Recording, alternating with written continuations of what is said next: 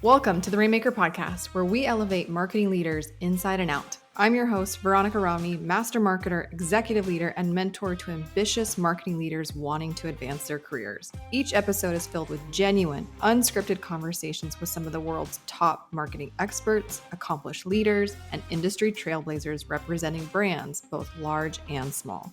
Our goal with this podcast and everything we do is to help you master your role, nurture your team, prioritize your well-being, and evolve into an industry-leading Rainmaker. This is the Rainmaker Podcast. Welcome back to the Rainmaker Podcast. I am so excited for you to hear this conversation that I've had with my dear friend, Tamsen Webster. She is one of the smartest women I've ever met. She's a 25-year marketing vet, and she has lots and lots of fun titles.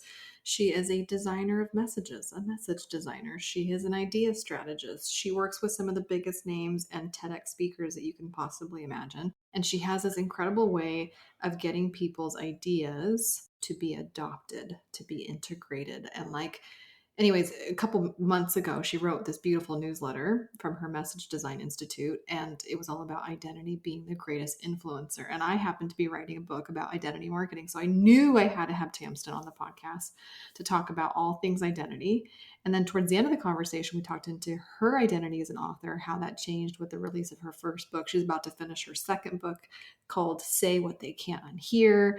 And so we just kind of got into her brand, her identity, how we need to do marketing very differently than we have in the past and stop leveraging pain to get people to buy. It was a really, really good conversation, both on marketing philosophy and strategy, but also on her personal identity and personal branding strategies. And I think you're just going to love this conversation through and through. So without further ado, welcome my guest, Tamsen. Tamsen, welcome to the Rainmaker Podcast. I am delighted to be here and to reconnect with you, Veronica. So exciting. I know. This is really exciting. Just so everybody understands, we are friends. And I paid you several years ago to help me bring forth an idea out of my mind into the real world. And this is your specialty. You are literally a message designer, an idea strategist, an overall badass chick.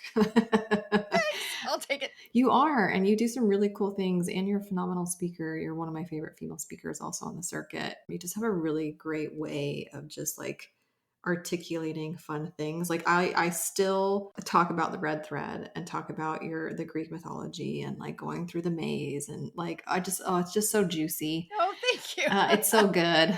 And the reason that we're even on a podcast other than reconnecting is because you recently wrote a newsletter back in July of 2024 that got my attention because you brought about identity. Yes. And identity being the greatest influencer. And I happened to be spending the entire summer of 2024 writing an identity marketing book. So I was like, must come on podcast. This is relevant. Must discuss. Yes, exactly. We have thoughts. We have thoughts. That's right. We have two smart women who are going to discuss identity. And so I'm just going to drop right into it. Sure. Why is identity to you the greatest influencer? Well, and it's not just me. It is so much science behind, as I'm sure you know, much science behind how just the extent to which, consciously and not, our own self-concept, meaning how we think about ourselves, is a driver of what we do. And what I was really getting at that blog post, which is an excerpt from my new book, is the degree to which our desired self-concept is. In other words, how we want to be seen. That is a huge driver of everything that we do, frankly. And that, again, just whether we're talking about psychology or learning or cognitive behavior or behavioral economics, so much of what we are driven to do is by this idea that we have or want to maintain about ourselves. Mm-hmm. Yeah, I could not agree more. So this was my journey to this realization. Yeah. I stumbled upon this quote from Americus Reed, who is a professor at the Wharton School of Business. Yep. And he was talking about sometimes customers buy from you because it was just convenient at the time of the choice of the purchase. But if a buyer continues to buy from you, then you have something more significant, right? It's that loyalty. And then on top of that, right, master marketing is when your buyer sees your brand as an extension of their own identity. And I was like, wait a minute. And then it kind of took me down this rabbit hole because one of my favorite books is Atomic Habits by James Clear. His whole thing is I'm not working out because I desire to get fit. I see myself as a fit person because I identify as a fit person. Therefore, I behave in such a way that reaffirms my self-concept, my self-identity. Yes. And so he flipped the narrative on like how habits should be formed, which should be coming from an identity basis as opposed to an outcome basis. And then fast forward, it flashed me to sitting as a literal, like, I think 18-year-old in one of my, marketing classes in university, and the professor sharing these little random facts about different brands. And one of them was the fact that people routinely are buried in their Harley Davidson identity.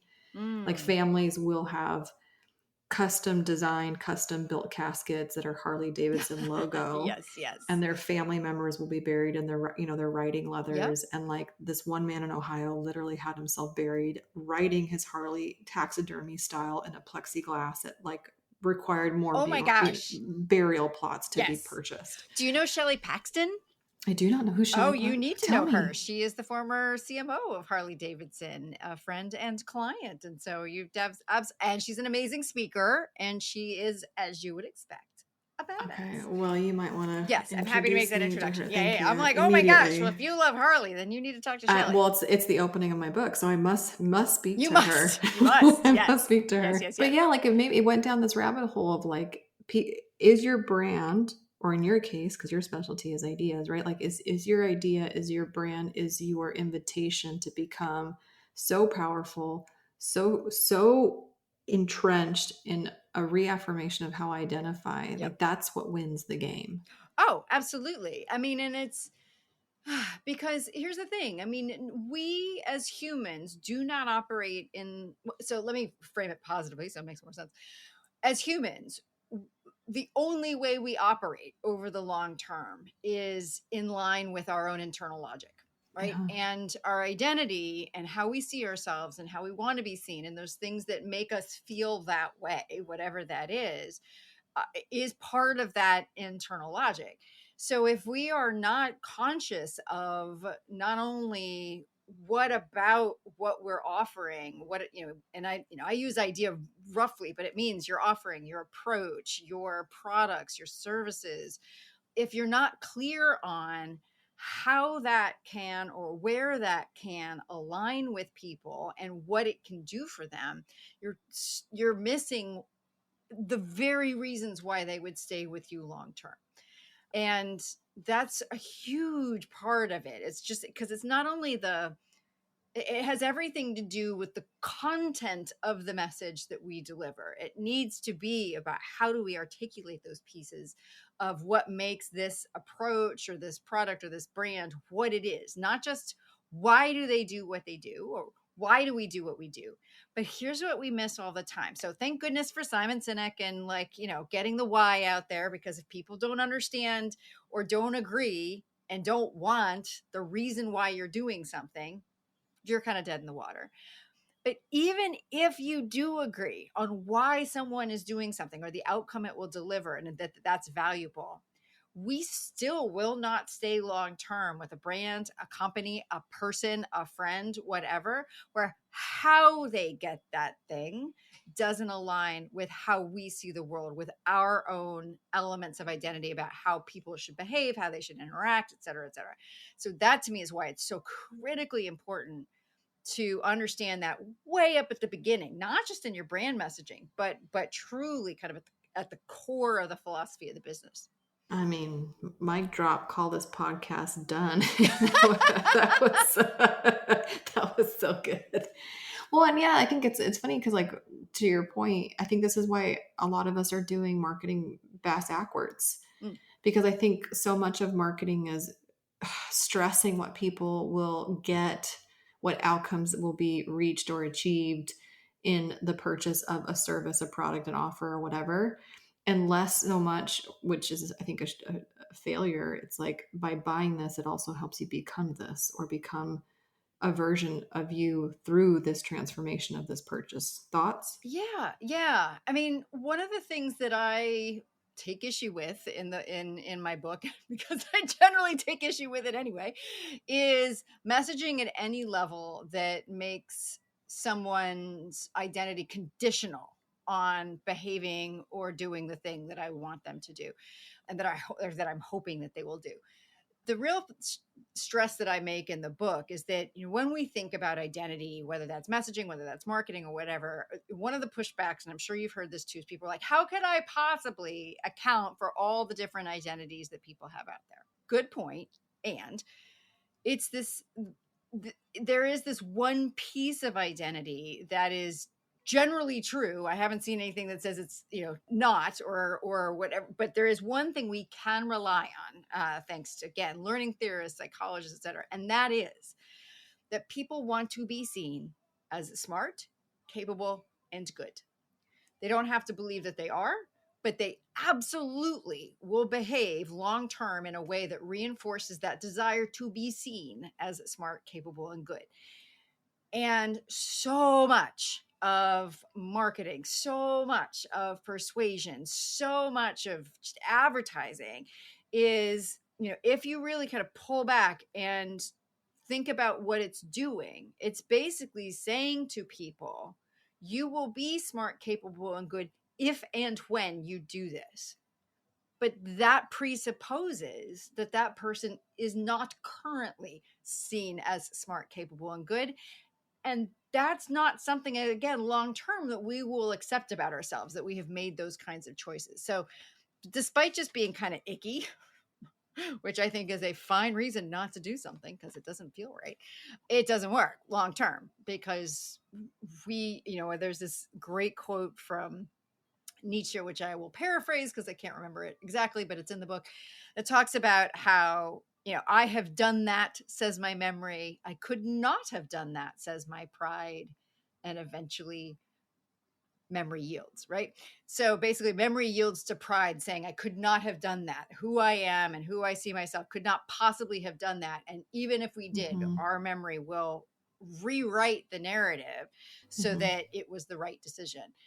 And so understanding that can, I think, really help marketers from making a mistake way up front, which is, again, making kind of smart, capable goodness conditional on action, which doesn't make people feel good long term, and people won't keep doing stuff that doesn't feel good long term. Well, I got a question today from someone that was like, do you feel like people who read your book, Veronica, should be people who are just starting a business or who already have an existing business that can leverage identity marketing best? And I'm like, well, the answer is both.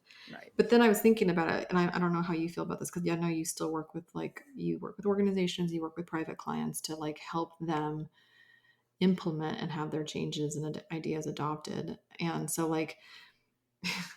is it easier to start with good principle and good marketing, or how does one even begin to install a new way of marketing, a new way of identity-based messaging, a new way when they're already a 50-year company, or they've already been doing it XYZ, or the C-suite has already been bought in, or former marketing that is not identity-based has already been so successful. So why would you risk, if it ain't broke, don't fix it? So I think that's the other thing too, is how do you make sure that this new way or this better way is adopted when old ways are still potentially even working? So it may be because I am lazy at heart, but I'm going to attribute it more to the fact that as a marketer, all the 25 years I've spent in marketing, that's almost always been in severely resource constrained environments, because I have a deep tie and love for nonprofits, higher educational institutions, and startups, none of which have any money. Amen. And so I've always been interested in how can I do it effectively and well on the cheap and not have to do it again, because that costs me money long term. And so where that has led me over the years is just, is kind of essentially a version of fish where the fish are, meaning someone may not know that they're looking for identity marketing, but it's a lot easier to start talking to someone who is already aware that there is something broken about what they're doing right now, or there is something that, though it works, doesn't feel right to them. So this is one of the things that I'm always doing with my clients too, is saying the potential audience out there it's not actually everybody. Yeah. But within the people who have some version of the question that your approach, your idea, your offerings answer, there is even then different layers of awareness about what are some people are just simply outcome focused. How can we be more successful? How can we be number one in the marketplace? How can we do X, Y, and Z? There are going to be people who are aware that something is not working, that there's something in the way. They may not know what's in the way of that thing, but they know something isn't working. That's a different group of people. And then, there's a group of people who actually sees that the real problem that's in the way is the same one you see, right? But again, they don't know what to do about it. And then there is like the most aware people are, I know this is the problem and I have a sense that this is the way to solve it, but I'm not sure and I don't know what that looks like. And so can you serve all of those people? Of course. Does it make sense from a marketing standpoint to target all of them? No, not until you've got a critical mass of the folks that find that sweet spot for you and your organization between where you really want to have that effect and where you want to operate, and where there's enough people at that awareness level in order to support whatever your outcomes are. I mean, it's one of those things where, if I'm working with a speaker or an author, it's those folks like you have you have a calling already to which folks you like to talk to, right? Yeah. And so it's like, so stop trying to talk to all of them. Talk to the ones that are already asking the version of the question you most want to answer. But that same thing is true when you're a company as well. And that's really one of the places to start, is just to say, you know what? If they're not aware of the problem, they're not my people, at least not right now. Right. Mm-hmm. And then you can make some choices about what to put into the marketplace to essentially educate the market. Mm-hmm. Right. But again, that is a long-term and expensive strategy. And most companies are like needing to get the engagement much faster. Yeah. That makes sense. It's like, your baby, you didn't know your baby was ugly, and then I have to convince you that your baby's ugly. It's just, it doesn't go over very well too. No, because it goes back to identity. It violates that smart, capable goodness thing. It's just not possible for people to consider the fact that they are making a wrong decision. And, this comes back to another aspect of identity, where if this idea of understanding it, in my mind, doesn't just control or contribute to the content of the message, it also applies to the delivery of it. Meaning that even in the nature of how we put the message out there, again, we can think of this very much in the course of like a one-on-one conversation, or if we're thinking about a talk, but we can also think it even to the language we're using on our website or in advertising. There's a lot of people who are making people feel pretty bad about this stuff. And like, I got to tell you, nobody likes that. Like, nobody likes that. Sometimes, as I say in the book, sometimes you want to kick in the pants, but eventually you want that kicking to stop. And so that's where I think that we are, again, depending on what your outcomes are, I'm for long-term change that I don't have to keep doing over and over again. If that's what you're looking for, then trying to like leverage pain or make all this stuff conditional, or like trying to convince people that they have a problem they don't realize they have, is absolutely the wrong way to go about getting the outcomes you are looking for. Yeah. See, what I see on my side too is just like the overindulgence on urgency and scarcity. Yeah. Making things as urgent as physically possible, as scarce in resource or in finite in quantity. And so it fear mongers somebody into a purchase, which then only sets that person up eventually, to buyer's remorse. Of course it does. Because you got them. Good for you. You got them using urgency. You got them using scarcity. You got them using basically fear and pain tactics like you talked about, right? Yeah. But then would they buy from you again? No, they wouldn't. No, not if it made them feel bad. Yeah, exactly. Yes. This is another one. You've hit. So I love the fact that you're like the three. So my book is based on what I consider like 9 persuasion proverbs. And the three interior ones, 4, 5, and 6, are the ones that are like my most like soapboxes. I like when you get spicy, Tamsen. Get it. I know. So number 4 is identity is the greatest influencer. And then one of the other ones you just hit on is that number 6 is that, pain is the enemy of long-term change. And it is the ally of quick action, which is why it's so seductive, but it is the enemy of long-term change. And this is one of those places where I love this. When I put this out there, and this happened very recently, somebody on LinkedIn was like, well, are you familiar with the work of Daniel Kahneman and prospect theory and loss aversion? And I'm like, yes. And, and I'm like, don't come at me with scholarship, people. Because I was like, yes, and it works in the short term. It but does. Here's the thing, from a neuroscience standpoint, from a cognitive, and I literally had a neurobiologist verify this for me last week, that an anxious brain cannot make a rational decision. Cannot. I mean, when you treat people like lizards and monkeys, and that's the brain you're speaking to, because you're like, ooh, let's activate their lizard brain or their monkey brain. I'm like, you're treating them like lizards and monkeys, right? Eventually, they will realize they are neither a lizard nor a monkey. And they're going to be really kind of ticked, even if it's subconscious, that you are treating them that way.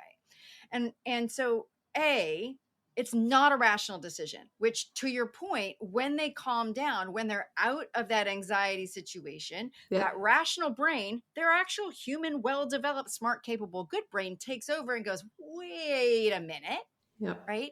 Or even if it's the first time somebody else asks them, why did you buy that? Yep, And they're there like, it is. Mm-hmm. And they don't know how to answer it. Mm-hmm. Here's where it concerns me. The thing that I'm learning as part of my doctoral program is that also an anxious brain can't learn. So it's not open to new ideas. And so people are like, yeah, but it took action. I'm like, it took action to stop the pain, not because it actually accepted anything, not because there was a deeper alignment or agreement. It was just, oh, the stove is hot, let me move. Or, oh, somebody jumped out of the bushes, let me jump. An anxious brain can't learn.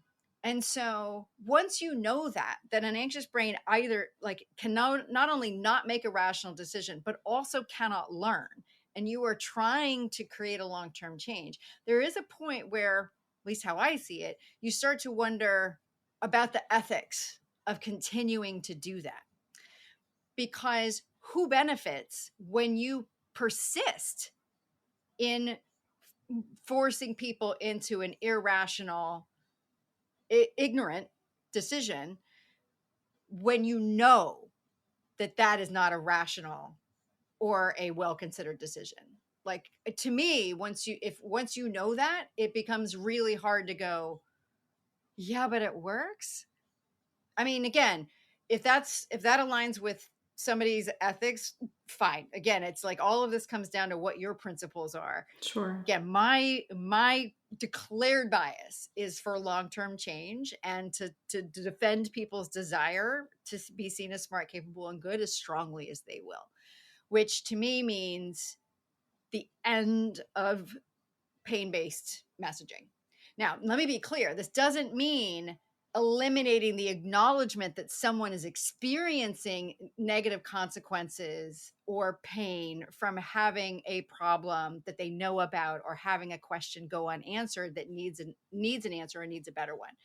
That is a place with which you can build rapport, where you're like, this sucks, doesn't it? Not having this, when you don't have this question answered, this happens, this happens, this happens, this happens.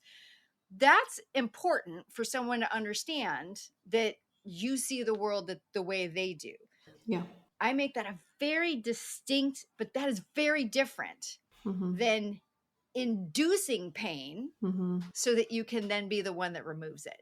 That I just, I have a problem with.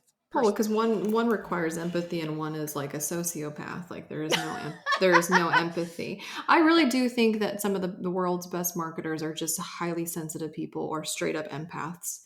Like some of the best copywriters that I've ever worked with, some of the best designers, some of the best marketing professionals that I've ever had the fortune opportunity to work with or manage or direct in some capacity have had neurodivergency, usually.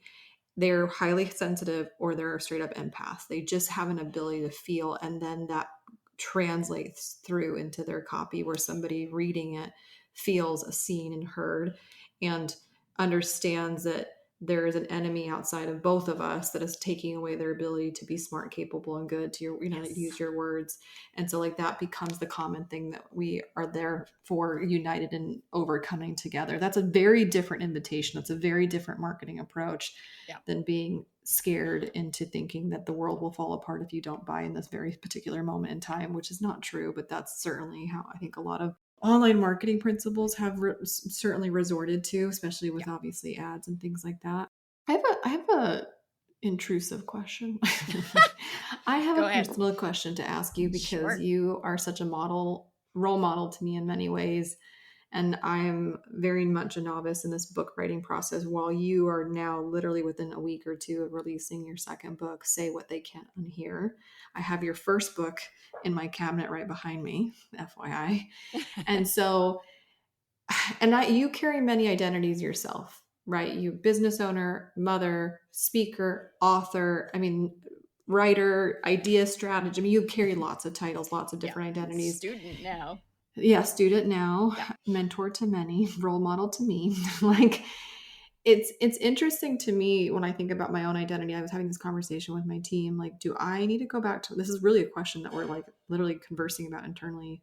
Like, if you go to my website right now, it's very provider and consultant positioned and like forward.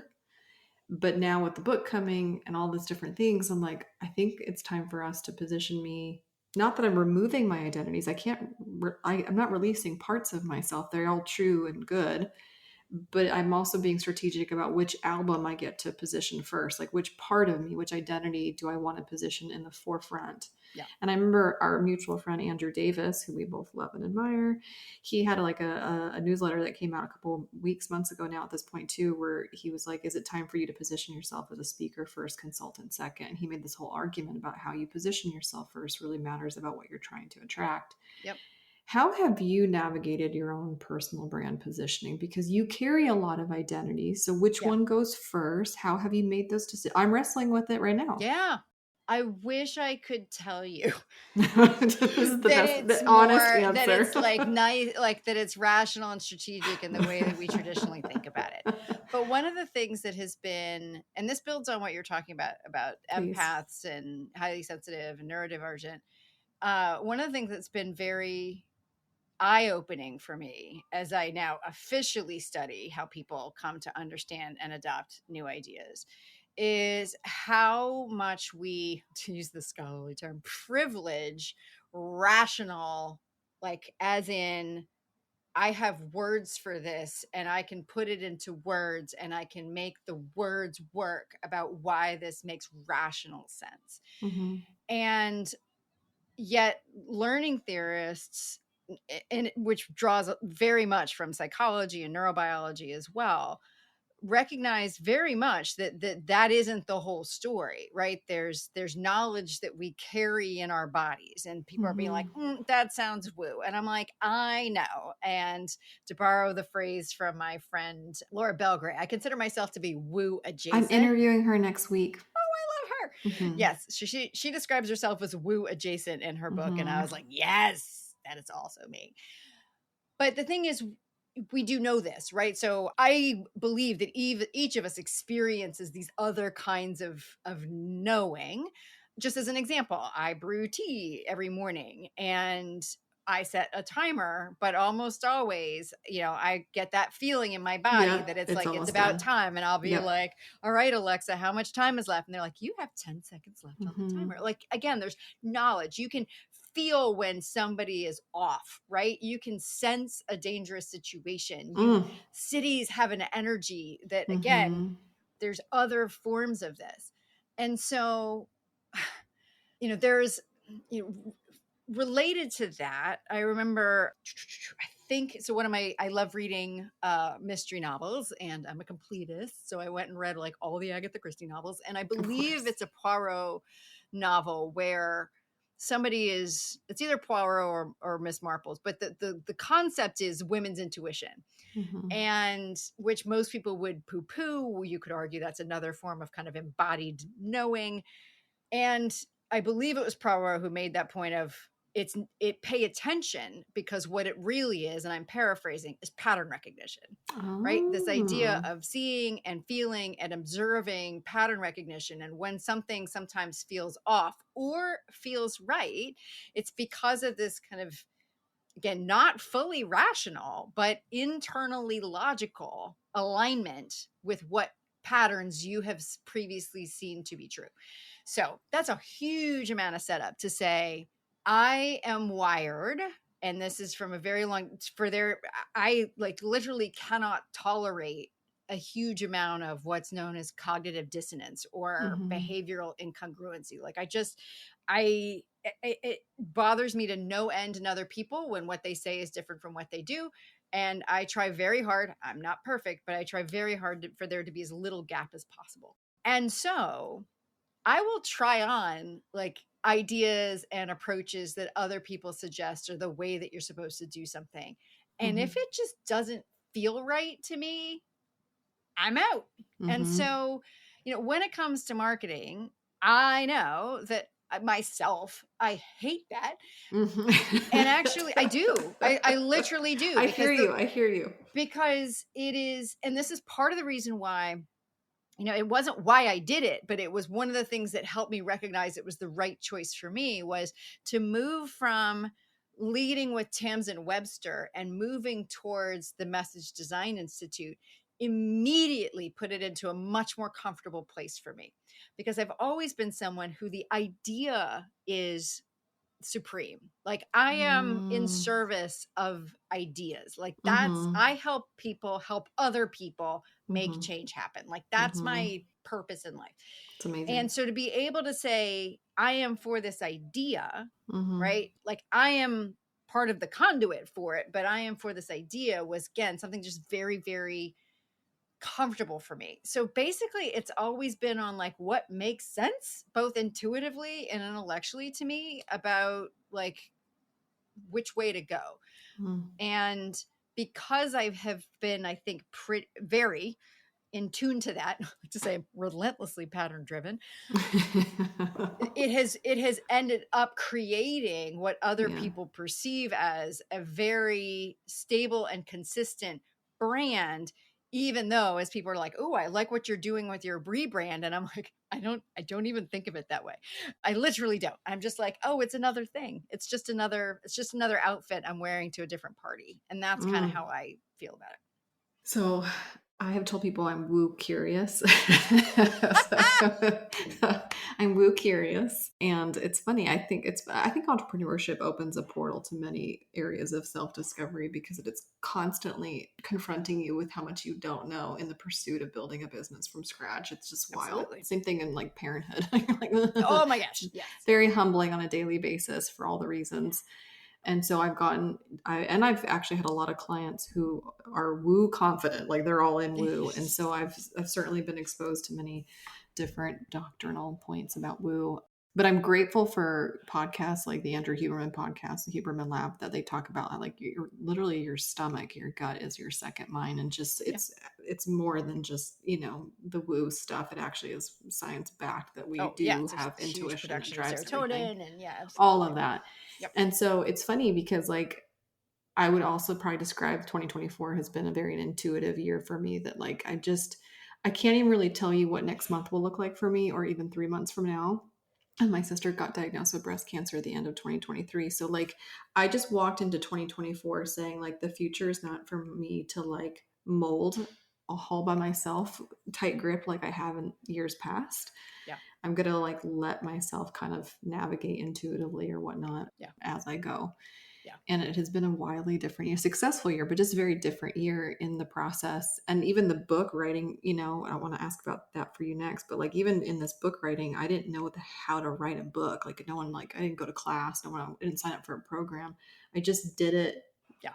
whatever felt right to do it in the way that I've done it. And we finished it in 3 months, which is wild. That's right. So some of the best writing advice that I ever got, it helped me get the first book written, and it is what unlocked the second one, was from Anne Handley, author of Everybody Writes. We love her. Who, when I was struggling with writer's block the first time around, she said to me, just write the book that's easiest to write. And it sounds very obvious, but that is not what I was trying to do the first time around. And, what's funny is that this book that's coming out on October 8th, I was halfway down the path of a different book, right, that I shelved, partly for financial reasons, but partly because it just wasn't coming. And then this book came out of the process of, and I tell the story in the acknowledgments of, the initial concept of the book happened while I was watching a friend of mine, Phil Jones, speak. And then again, 6 months later, he and I were again at the same event, though it was a different event. And he was talking about why he wrote his wildly successful book, Exactly What to Say, the way that he did. And I was like, wait a minute. 6 months ago, I wrote down my own version of some of these things that you're talking about. And then literally, while I spent some time really crafting those proverbs that I mentioned, I wrote the corpus, like the main part of the book itself, in like a week and a half. Because it was like, right, well, back to Anne Handley, write the book that's easiest to write. But what's so funny to me, again, is I'm like learning and questioning a lot of my own assumptions about like how we come to learn and understand and communicate and all of this. And part of the reason why I wanted to go back to school was that I have spent the first 25 years of my career focused on this version, the sender side of messaging and of marketing, and what do we need to say, and how do we come up with a brand, and whatever. And a huge amount of not just marketing, but sales messaging, leadership, etc., completely ignores all of the information that exists on the receiver side of all of this. So we pay attention to them as like target audience members or whatever, but it's like, but it is astounding to me how little business knows, and certainly then therefore cannot incorporate what so many other fields understand about what's needed for people to understand. And so I say all this because when it comes to this idea of focusing on the present and being more attentive to these other forces that are not rational, but I would still say logical. Again, we do operate on internal logic. It just so much of it happens without us even being aware of it. Is that, there's so many other cultures in this world that are like, y'all are finally figuring that out. I mean, and it's just like idiots. Yeah. I mean, it's just, I don't think we even understand the degree to which our Western thinking, which prioritizes optimization and the individual and all of that, has actually created a situation where a lot of us struggle with this disconnect between something that is supposed to be rationally correct or rationally the best practice, and yet every other part of us goes right. And nothing delights me more than like finally finding a piece of research or whatever that goes, aha, I knew it, that that was the case. And frankly, some of that, I mean, goes back to what you're just talking about with the gut. And it's, what's been fun for me about resolving all this is that my interest in transformational change started at the age of 17 with my first panic attack, which landed me in an emergency room, as it often does, because you don't know what's happening. Yeah, it's exciting. And then I spent the next 17 years trying not to have them again, which of course is not the way to do it. But I remember like partway through that having a conversation with my primary care provider, and I'm like, I think it has to do with sometimes with like a trigger is sometimes food related. And he's like, no, not possible. No evidence to support that. Fast forward 15 years. And they're like, actually, a lot of this serotonin stuff starts in the gut. And I'm like, I knew it. And again, I think we're just, I don't know, it's a little bit wide ranging, but when it comes to what's right, right? I think that the more that we can be in tune with not just what makes sense intellectually, but what makes sense intuitively and emotionally, etc., not only means it much more likely is right for us, but when it comes to marketing and branding, it's much more likely that it's going to be uniquely us. God, you're just like dropping all these mics. Yeah, I can't even handle it. Can I ask you again, like, first of all, delight is such a fun word. Oh, I love delight. When I interviewed Anne for the podcast, I was like, she's so delightful. And like, she also like, loves little delights and like little word truffles, but it's a great word. It's a great word. Delightful is, yes. It is. When you published your first book, yeah. What were you hoping that milestone would unlock for you, whether professionally, personally? You're about to do it again, so now you're a multiple published author. Yeah. I don't know what's like. It's funny. I feel my identity shifting, but then also I don't know exactly what I will feel or what it will like. Yeah. Now I have my friends or my husband told somebody the other day, he's like, yeah, she's writing a book. And he like did it with like a sense of like, I could feel the pride kind of, coming off of him. Like, yeah, my wife's writing a book. I'm like, well, it means something to you too. This title, this new identity that I'm taking on. I'm just curious from somebody who's done it, what did it do for you? How do you feel like your identity shifted or what came of it when that happened for you? So it's a deeper question than you might imagine, because I had my favorite kind. I still have a very complicated relationship with writing. So, and some of that goes all the way back to childhood. Of course. Yeah. Because my sister was the writer. My sister is the writer. My sister was always, she was always the writer. And you've got siblings. Yeah. I don't know the oldest. Okay. Well, so as the younger, right. And I can see some of these dynamics playing out with my two sons.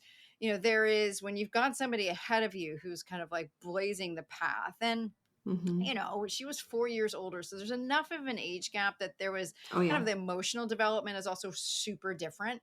And so, there was a very normal amount of, I think, sibling rivalry that happened. But I learned fairly early, that she got her stuff, I got my stuff. Nobody said that, but we just kind of mutually agreed that like she was the kind of dramatist and writer, and I was the piano player, and I was the singer, musical theater, dance, visual artist. Like we just kind of like sorted all the things out and was like, that's your thing. She had her box, you had your box. Yeah. And so she was the writer. And so, and there I would not travel. And so when it came around time for the first book, it, like I said, like Anne's advice to me was truly like transformational, because she freed me up from having to think about this as like the big idea book. She was like, just do it as an ebook. Like she's just show that, just prove it to yourself that you can. And I was like, oh, okay. So I think one of the main, one of the unofficial reasons, it was not the reason, that you give to publishers about like, what are you trying to achieve with this book, whatever, was just to go, Tamsen, you need to remove the excuse that you're not a writer. Like, just remove that. Like you're using it as a crutch. One of the phrases that I have. Great friend. Great advice. Oh my gosh. Yeah. I just, and I knew I was. And, one of the phrases that I heard early in my life, and it was after I had started, living with my panic disorder, that has stuck with me so long. It was from a Baz Luhrmann movie called Strictly Ballroom. And the line is that a life lived in fear is a life half lived. And they say it in Spanish. I couldn't tell you the Spanish. I wouldn't even attempt the Spanish. But that's like it's spit out from one character to another, saying like a life lived in fear is a life half lived. And, in the context of that, when I had that conversation with Anne, because I'm like, please tell me, like, how do I get past this writer's block? I'm like, I'm really struggling with it. And she's just like, write the book that's easiest to write. I'm like, oh, well, and because immediately in my mind, again, not rationally, but popped in like, well, that I know what that is. Like for me, it was just, let me just capture this process that I've been walking my clients through, which is what the first book is literally the same process that I use with my clients when we're building, a core story for them. But it was related to that other concept, because again, it's a lot of what I'm actually talking about in the book. It put two things that I believe to be true in conflict with each other, and it which forced me to choose which one I valued more. And I value my self-identity and my self-concept as someone who does not let fear get in the way of my experiencing something, no matter what. Doesn't mean that I don't experience fear. No longer panic. Woohoo! Mm-hmm. But it's not going to win the game. it's not going to win. This It's not going to be the battle. reason I don't do something. Right. And it just, like, in that context, I was like, if you write the book, A, you now know that there is an easy book to write. B, the woman who literally wrote the book on it told you that you can just write anything and it's fine. And then, third, C, I forget where I am, that in that context, I was like, so the only reason you're not doing this right now is so you can continue to use it as a crutch and say that you're not a writer, right? So because you're afraid of whatever is going to happen, like you're afraid of putting it out there, whatever. Lovingly getting kicked in the pants. That's right. I got my kick in the pants. But again, it was kicking that didn't need to keep happening, because it was just like, all right, well, I know the book that's easy to write. Let me do that. And, sometimes it takes a while to learn that lesson. And so, like I said, again, I was struggling with the half book. It'll be the third book. Now I'm much clearer on it. But meanwhile, it was kind of like, all right, what's the one that's going to be easiest to write? Let me go back to Anne. Let me go back to that advice. And actually back to identity.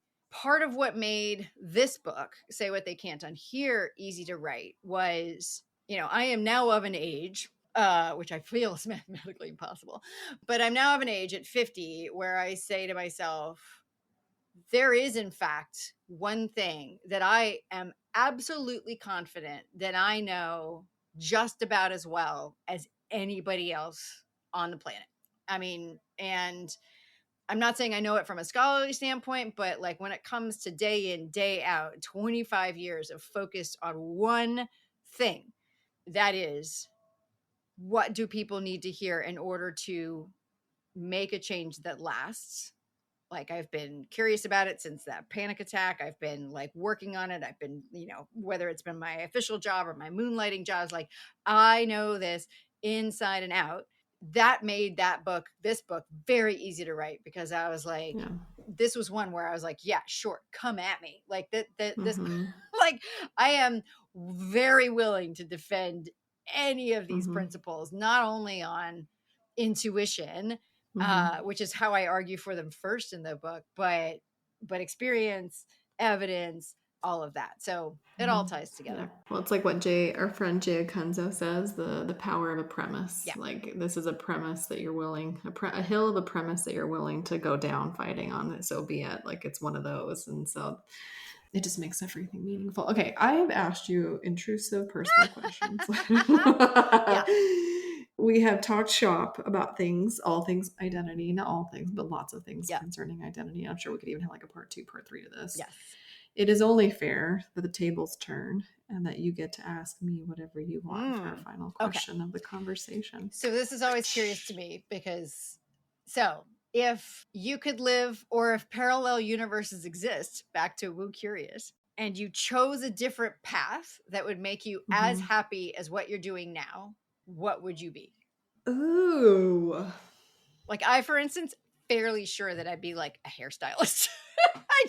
I'm endlessly fascinated by hairstylists, which is weird, but it's a really good question, because like I have on my desk my diploma in global marketing since I was, yeah. I mean, my degree is in marketing too, but still at the same time, there's always this kind of like secret, it was never a big enough thing to be a side hustle. You'd have to kind of like start over back at the beginning. And so that's why I'm saying, like, what could you see yourself being like equally happy being, right, for whatever reason? And I can see exactly why being a hairstylist or a stylist like fits in with everything else for me. But like, I'm convinced that maybe I'll do that when I'm like retired. Well, it's funny. So I wasn't supposed to be a marketer. I knew I wanted to be in business in some capacity because my parents are entrepreneurs. And so I was like, I knew I was going to go to business school, but I really liked math and I was going to do finance or accounting. And then I realized that was a fake math. So like I had an inclination to do my own thing for sure, or to lead in some capacity, just because I think it was modeled for me. But So I do actually have a secret desire. What's that? It's just between us. Because I play this game with my friends. Like if I'm ever like in a peer mastermind group or with some girlfriends that are other entrepreneurs, and the question is always posed, like, if you couldn't do what you do now, what would you do instead? And I don't know if it's of the influence of Schitt's Creek, because I love that show. I love it. My sons and I are watching it for, I think, the 5th time right now. It gets better and better. But I joke and I tell friends and family that like my retirement plan is to be the mayor.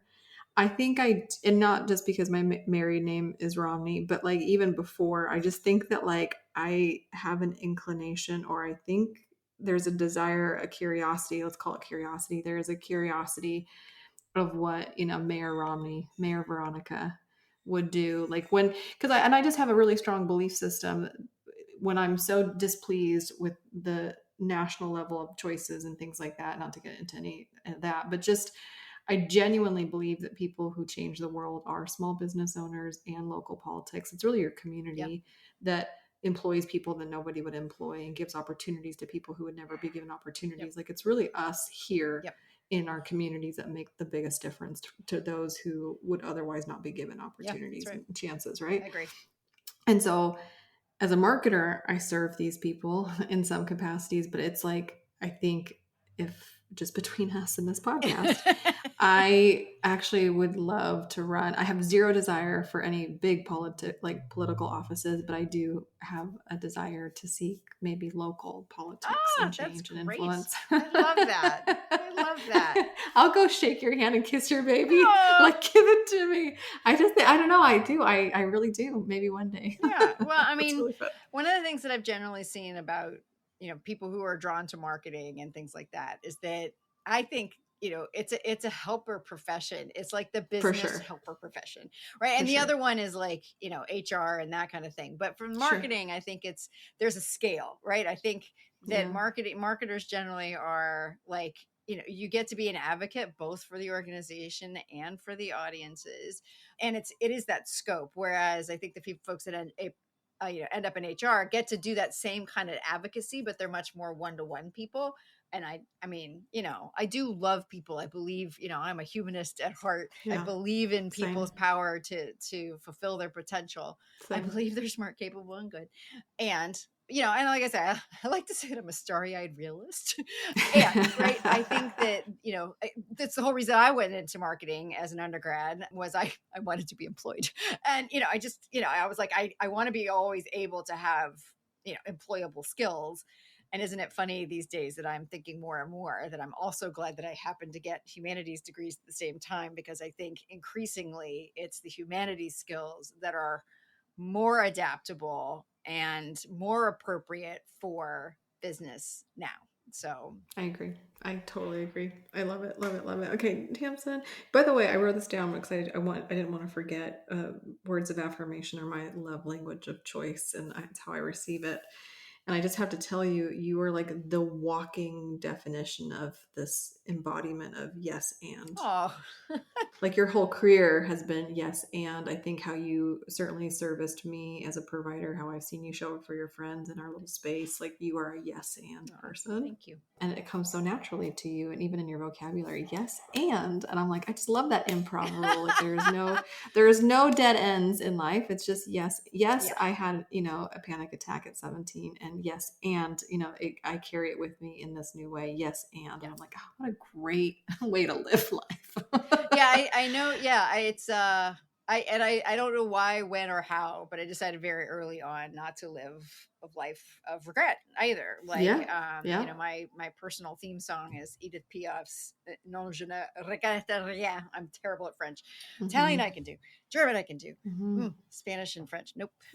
But it's like, no, I regret nothing. And there's an interesting, I think you could look at that from. So first of all, thank you. I'm very honored by that. I'm very touched. But I think that when you say, oh, no regrets, it's not like no regrets, like the bad tattoo kind of thing of like, like nothing matters. It's just the way that I interpret it is really through the lens of I do my best. I don't always succeed at this, to hold myself to the standard that to make the best decision that I'm capable of making, given the information I have at the time. Yep. And then that it's not fair to that me to judge that me's behavior based on current me's level of knowledge or awareness. Like, and so I can go back and say, yeah, that that was a violation of what I hold to be my own integrity. That was not the right way to treat somebody. Sure. And I can regret the impact, right? Absolutely. But like if it taught me something, again, it doesn't mean it's worth it, and it doesn't excuse anything, because there's like, that's always, I'm also very conscious of that. But it's very tied to what I'm doing now. It's just that I've also long thought of that every moment of your life is a lesson learned if you let it be. And that's how I've chosen to think about it. So thank you. I appreciate it. Well, it shows. It's not just a platitude or some fancy, like, crafty frame on the wall. It's certainly something that you emulate in your actions, your deeds, your words. And so, I don't know. Thank you. You're just wildly impressive, my Well, lady. thanks, so thank you. Veronica. Thank you so much for Veronica, being Mayor Romney. Yeah, Mayor Romney. Yeah. Thank you. And we're out. Thank you for being on the podcast. Thank you for joining us on today's Rainmaker podcast. Marketers help other marketers. So if there's a marketer in your life who could really use a new perspective in a way that helps them advance their career, please pass this episode forward, share, leave us a review. Everything helps as we embark on helping as many marketers elevate themselves inside and out. You can always visit veronicarami.com for today's show notes, additional links to some free resources and tools for you to help you advance your career. You can always connect with us on social media at Via Romney if you want more behind the scenes or a way for us to connect personally. Until next time, my friends, make it rain.